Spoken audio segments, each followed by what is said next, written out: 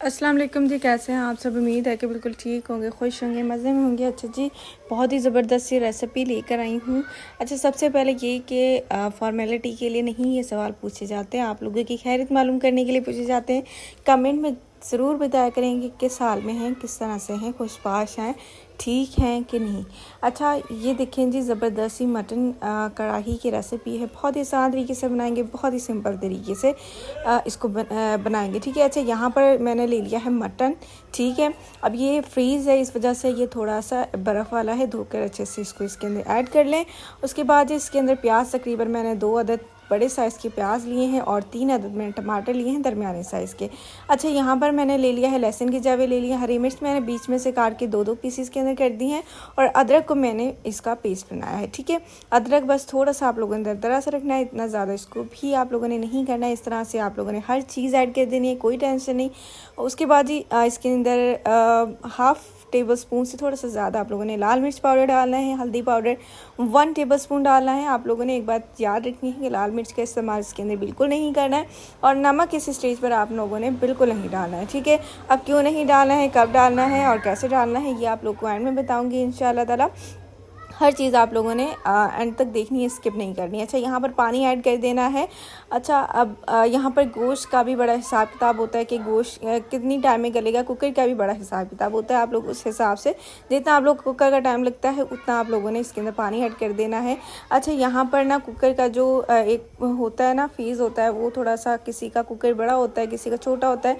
तो मेरा थोड़ा सा लंबे साइज़ में है, तो इस वजह से इसमें थोड़ी सी मुश्किल होगी दिखाने के अंदर, वो थोड़ा सा स्मूथ आ जाती है कैमरे के आगे।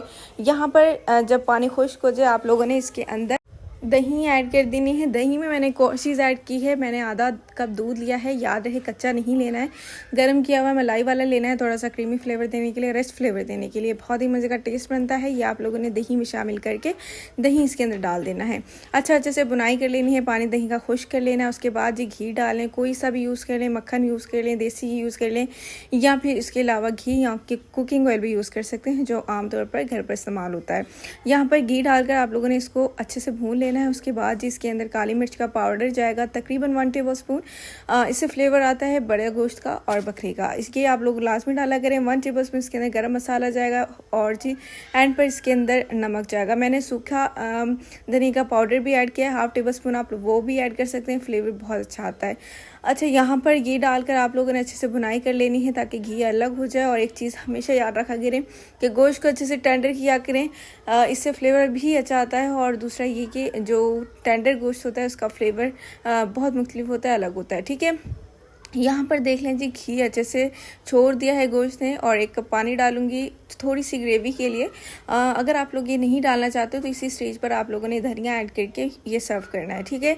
अगर आप लोगों को थोड़ी सी ग्रेवी पसंद है तो आप लोग इसके अंदर 1 कप डाल गिर पानी का और थोड़ी सी देर इसको दम पर रख दें ताकि ये अच्छे से और टेंडर हो जाए।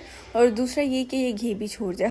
आपने जो फ्लेम है वो बिल्कुल लो रखनी है, बिल्कुल लो होनी चाहिए कि बस बिल्कुल दम वाली फ्लेम से भी कम जो फ्लेम होती है वो वाली फ्लेम होनी चाहिए, क्योंकि बस इसको थोड़ा सा हम लोगों ने पकाई कर ली है, बस थोड़ा सा ये घी अलग हो जाए, ये हमें चाहिए था। ये मज़ेदार सी कढ़ाई हमारी रेडी हो गई, बहुत ही मज़ेदार सी। नान के साथ सर्व करें, किसी भी चीज़ के साथ सर्व करें, आप लोग की चॉइस के ऊपर है। चपाती के साथ सर्व करें, घर की रोटी के साथ सर्व करें और बहुत मज़ेदार ये बनती है इंशाल्लाह ताला। और इसी के साथ इजाज़त दीजिए। अपना बहुत सारा ख्याल रखिए, मुझे अपनी दुआ में याद रखिए। मेरी तरफ से अपने बच्चों को बहुत सारा प्यार दीजिएगा। धनिया डालें, अदरक डालें, सर्व करिए, नींबू भी डालकर सर्व कर सकते हैं। और अगर ये रेसिपी आप लोगों को पसंद आई है तो मेरे जाके चैनल को जल्दी से सब्सक्राइब कर दें और बेल आइकन के बटन को भी दबा दिया करें। इससे होता ये है कि इस तरह की कई वीडियोस मैं अपलोड करती हूँ तो आपको नोटिफिकेशन पहुँच जाएगा। अपना ख्याल रखिए। अल्लाह हाफ़िज़।